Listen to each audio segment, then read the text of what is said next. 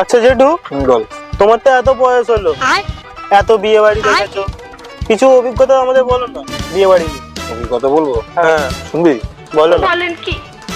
ধর একটা বিয়ে বাড়িতে প্রচুর লোকে অ্যারেঞ্জমেন্ট করে। হ্যাঁ পকোড়া, কফি, লস্যি, ফুচকা, আইসক্রিম, পান, পাতে মটন থেকে শুরু করে বিরিয়ানি, অনেক কিছু খাবার। হ্যাঁ সে তো করে। হ্যাঁ দেখবি লেবুতে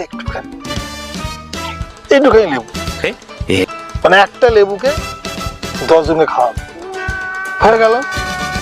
আরো একটা জিনিস দেখবি, বিয়ে মিটে গেল, বামুনটার বাড়ি আসছে, তখন দক্ষিণে দেয়। নাপিত আসছে, নাপিতরা পেমেন্ট দেয়।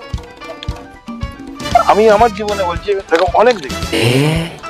তো মানুষকে সচেতন হতে হবে যে পেমেন্ট ক্যাটারিং কে দিলাম, সবাইকে পেমেন্ট হয়ে গেল, লাস্টে বাউন আর নাপিত বাকি পড়ে গেল কেন? তাই না? ঠিক বিষয়টা সত্যিকারের ভাববা।